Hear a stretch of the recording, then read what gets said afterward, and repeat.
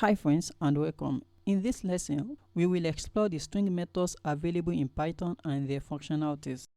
Python provides some special functions to manipulate strings. Although we haven't yet covered the concept of functions in programming, we mentioned earlier that functions perform specific tasks. In the context of strings, these functions are referred to as string methods. For instance, you may want to capitalize the first character in a string while converting all other characters to lowercase. You can use the capitalize string method in Python to achieve this. The methods listed here represent only a fraction of the string methods available in Python. One of the goals of this course is to provide you with a foundation so that you can continue exploring and discovering other string methods that Python offers. One point to note about string method is that when they are used on strings, they do not modify the original string since strings are immutable, as discussed in the previous lesson. Instead, the methods return a new string with the desired changes. We will also learn how to discover other methods using a code editor. If you are new here, my name is Ridwan. Without further delay, let's dive in. The first method we are going to try is the capitalize method. The capitalize method is used to convert the first letter in a string to uppercase while transforming all other characters to lowercase. Let's declare a variable. Message equals you are welcome. To capitalize the first letter and change all other characters to lowercase, we can utilize the capitalize method. New underscore message equals message dot capitalize. So let's print out the new message. As you can see, we have been able to transform the string. The original string remains unchanged after applying each method. We can verify this by printing out the message variable using the print function. Print message. The original string is intact because strings are immutable. They cannot be changed once they are created. The upper method is used to convert all lowercase characters in a string into uppercase. Using the previous example, message.upper. This converts all the characters into uppercase. The lower method is the opposite of the upper method. It converts all uppercase characters in a string into lowercase. Message.lower. This is going to transform the message into lowercase, but remember, it doesn't change the original string. The title method is used to convert a string to title case, where the first character of each word is capitalized and the remaining characters are in lowercase. Message.title. This produced a new string where the first character in each word is capitalized. The Arcstrip method is used to remove white space from the right side of a string. We are going to put some spaces here by using the tab key. Let's run the program. To really confirm that white spaces have been removed, we can utilize the len function, which returns the number of characters in a string. Print len message, print len new message. We are able to confirm this because the initial length of the string is 21, but after using the Arcstrip method, the length has been reduced to 15. The Lstrip method is used to remove white space from the left side of a string. We are going to put some spaces before the main message.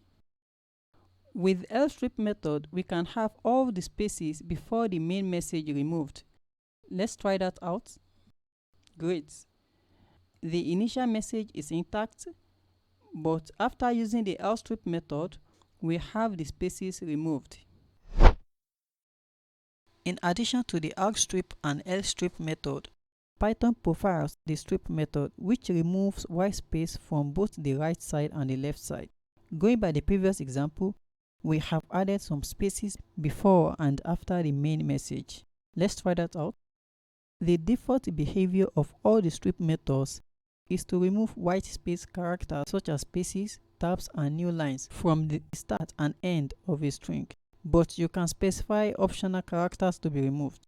Let's put the @ symbol here. To specify the characters to be removed, we use single or double quotes and specify the characters to be removed. Great, this removes all the @ symbol. We can also add the hash symbol.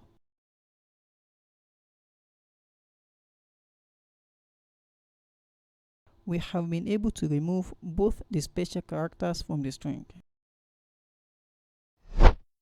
The startswith method determines if a string starts with a particular string. It returns true if so and false otherwise. Let's define a variable name equals read1 arg suffix equals name dot starts with arg print arg suffix. This is either going to return true or false. The expected result here is true because this string starts with arg. The endswith method determines if a string ends with a particular string. Let's define a variable title equals holding arg suffix equals title dot ends with print. The expected result is false because the string coding does not end with arg. The isdigit method returns true if all the characters in a string are digits between 0 to 9 and the string is not empty. Let's define some variables.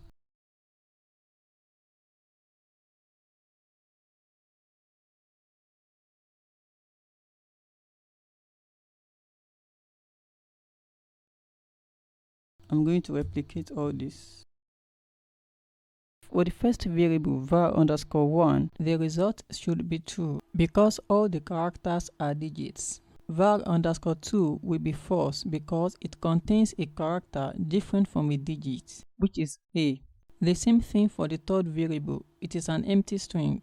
Let's execute the program. All the characters in the first string are digits, while the second and the third variable contain a character that is different from a digit.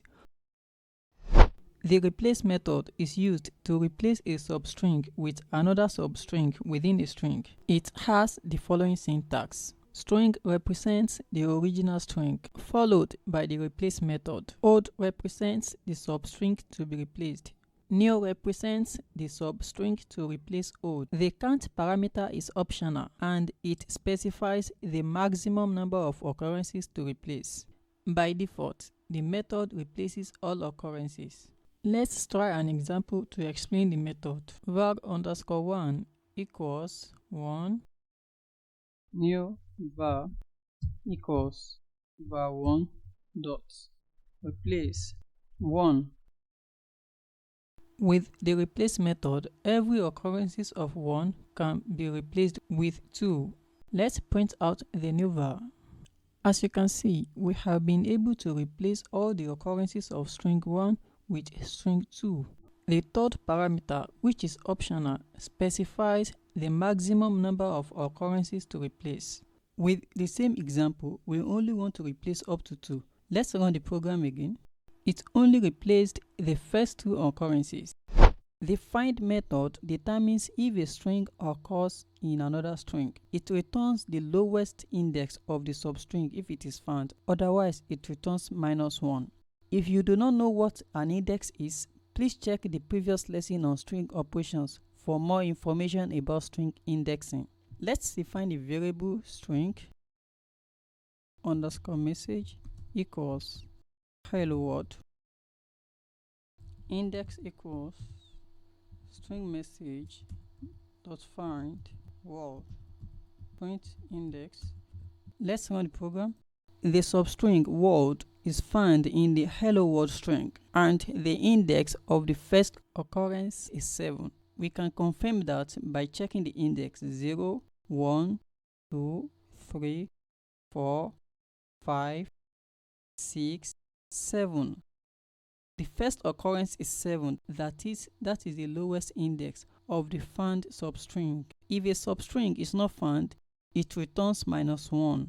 Let's say Python and save. This returns -1 because the substring Python cannot be found in the original string hello world. Strings have lots of methods associated with them. The methods introduced in this lesson are only a fraction of what is available. To discover more methods, you just need to type a dot immediately after a variable name in the code editor. This shows all the methods available: Lstrip, lower strip, starts with, ends with. Once you find the method you want to use, press the enter key. That's all about Python string methods. If you have more questions or need further assistance, I'm here to help. Thank you for watching and I hope you enjoyed the video. See you in the next video.